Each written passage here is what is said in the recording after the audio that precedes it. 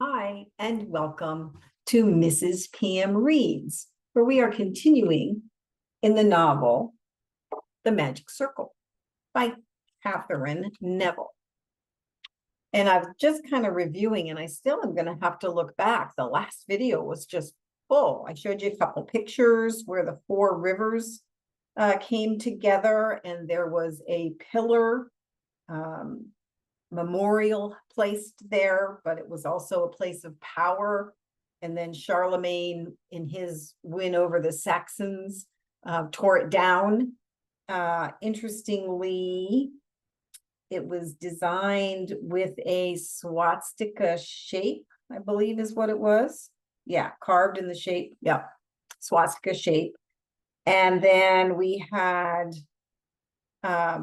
Hitler come to power. Hitler had it rebuilt and placed there. And then he had all these people trying to find a perfect power spot for his podium at his new stadium in Nuremberg. And I mean, it's just like a little bit crazy. And then there's a dream about spiders and what was the other thing? Spiders and eagles together, sky and cave. And then there was another dream about from the Wotan guide who talked about him and Germany and greatness. I mean, it's a little like, wow, there's a lot of information to take in. Again, historical fiction. So, you want to check your facts if you're interested. But we continue with this kind of whole thing. So that was the last thing. We're still building this Nuremberg cathedral. No, speaking place, like what's the word I'm looking for? Athletic field, but that's not what it was. Arena. There we go. Okay. Hitler often said he regarded Berlin as head of his new religious order and Munich at its heart. But that night, in the darkness of his mind, he saw that even from ancient times, Nuremberg had been the spiritual center, soul of the German people, the mountain where the god Wotan slept. And we heard earlier that they thought Nuremberg might be the exact center of the world or something, Earth. Albert Speer named his creation at the Nuremberg parade ground the Cathedral of Light, fitting for one who wished to portray himself symbolically as der Stark von oben, the axis between heaven and earth, the door connecting past and future.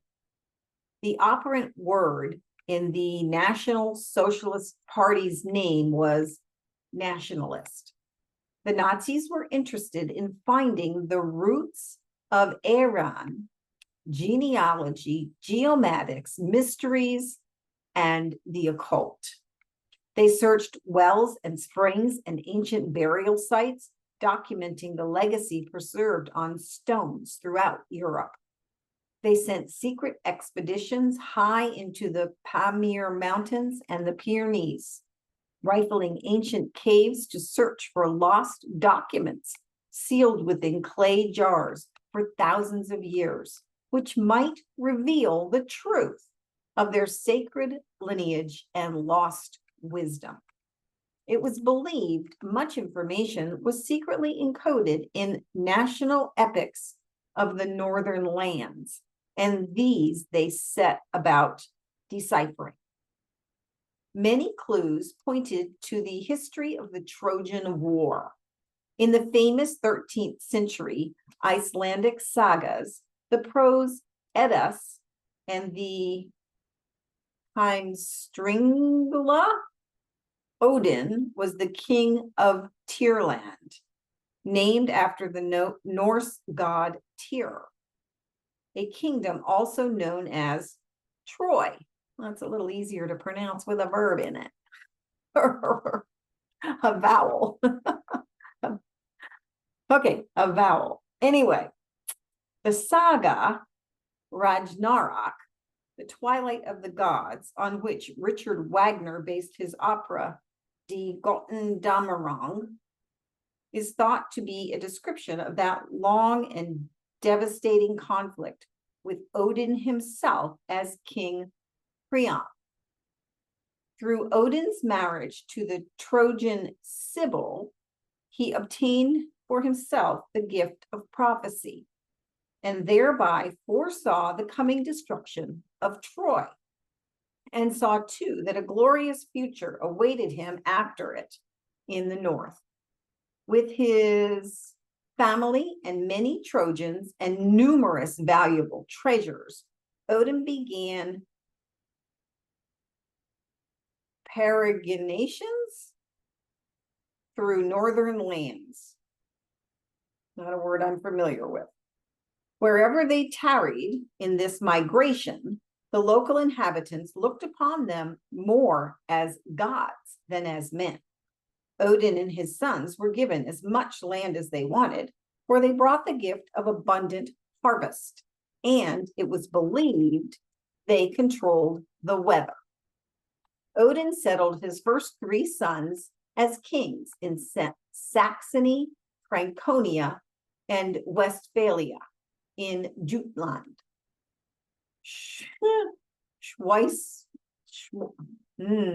Schleswig-Holstein, and Denmark. Okay. He made a 4th son king in Svithvoid, Sweden. A 5th, a 6th became a king of Norway. A 5th. He made a 4th son king.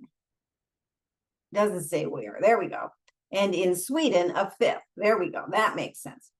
A 6th became king of Norway. At each spot they settled, they buried one of the sacred treasures they brought with them from Troy, the sword of Hercules, the spear of Achilles, and such as a foundation to protect their kingdoms and to form a geomantic axis connecting them, the 6-pointed star of the Haggle rune, which we heard about earlier in the book. A sorcerer of enormous powers and wisdom equal to Solomon's, Odin would later be deified as the god Wotan. Odin's wife, the Sibyl, a prophetess from Marpessos, at the foot of Mount Ida in modern Turkey, was one of the long line of women who recorded the history of the Trojan kings and prophesied the future of their descendants. Their writings were also called the Sibylline oracles. After the Trojan War, 2 copies of these Sibylline oracles were made and carried to safety to the Greek colony of Erythrea. Sorry, I don't know these non-English names on the Turkish coast, and to the Cumaean caves just north of Naples. The Cumaean books were later brought to Rome in 1600 BC by the last descendant of the Trojan Sibyls and offered to the king Tarquin, who guarded them in closely held fastness as they were still maintained down into imperial times. For these were of great value, not only to the Teutonic descendants of Wotan, but also to the Romans. Remus and his twin Romulus, who founded Rome themselves, were descendants of Aeneas, the Trojan hero of Virgil's epic poem, the Aeneid. Oh my goodness. When Virgil died, the Emperor Augustus placed his grave along the road from Naples to Cumaea, where Aeneas likewise had descended into the underworld. Wow. Okay. This is all unfamiliar to, I'm not that big on Greek and Roman mythology. The Romans culture enjoyed a 1,000-year right from its founding in 753 BC until its conversion to Christianity under Constantine, who in AD 33 moved the imperial capital back to the region of Troy.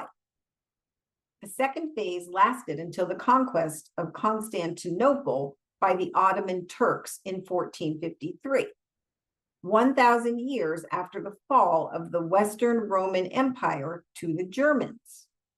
So these two cultures, the Teutonic and the Roman, can be seen mythologically as two branches of the same vine, both descended from Troy. The Germans regarded themselves as the rightfully chosen sons whose ancestor Wotan was not only a hero like Aeneas, but a king of royal blood and a divinity. They loathed the imputation that civilized culture had been brought to the pagan north only latterly by Charlemagne and the Carolingian Franks, usurpers who crawled to Rome to kiss the pontifical ring and have themselves crowned Holy Roman emperors. Wow. Okay.